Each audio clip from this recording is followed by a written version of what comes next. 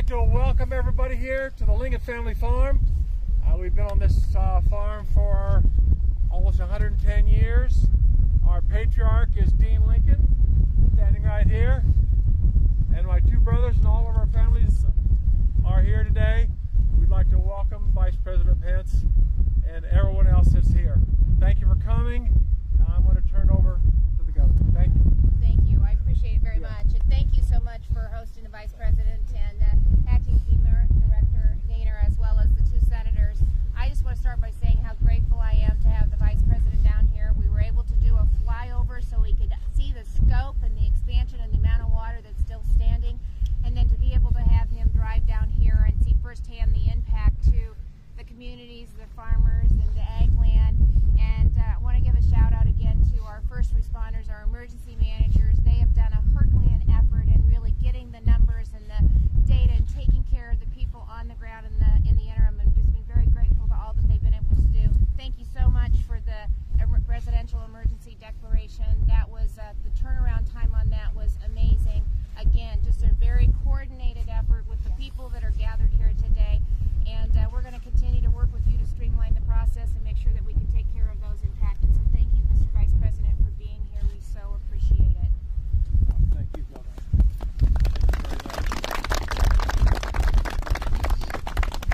Well, to the Lincoln family, thank you for giving us this welcome.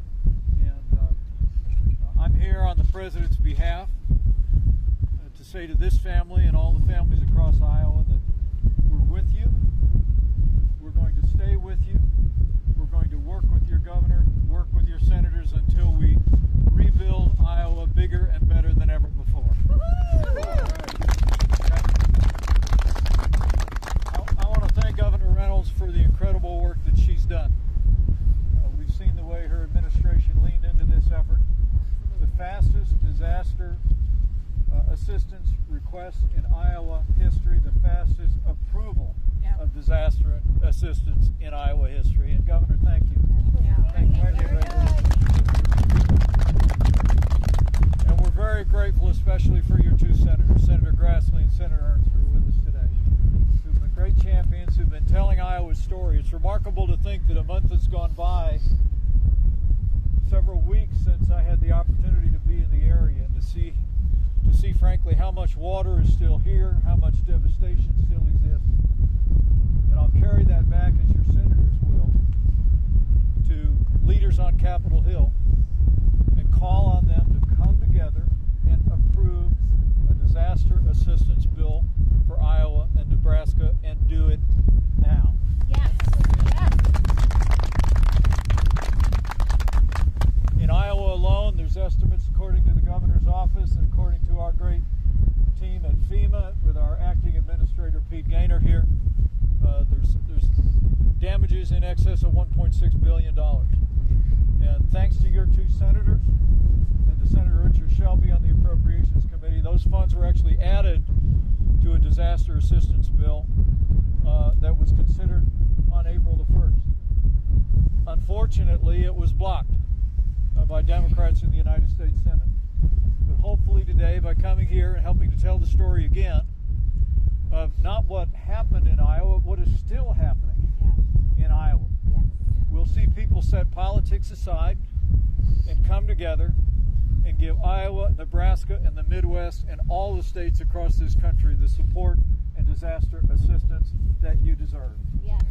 Okay?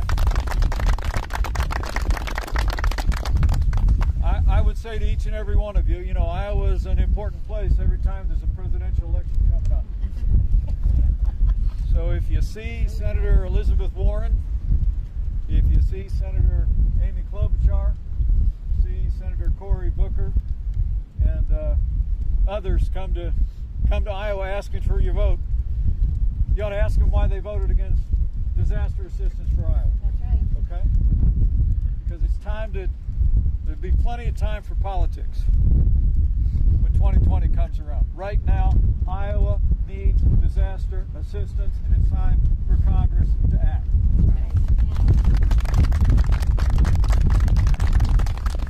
Let me close by just offering a word of admiration.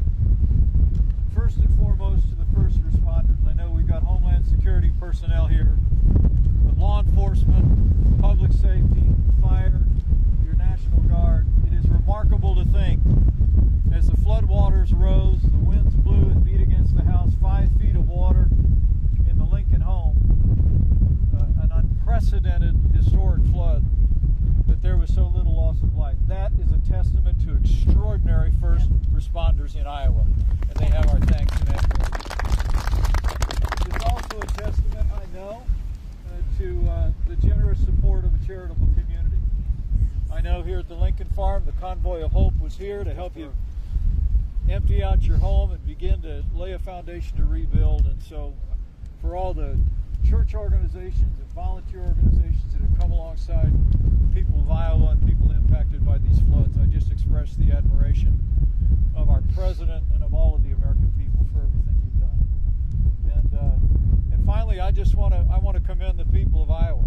I mean, to see the smiles on your faces 1 month after this incident, to have flown over and see how much devastation there still is on the ground, but to see that strong resilience of the people of Iowa. This truly is the heart of the heartland, and you have all demonstrated it in the midst of this storm.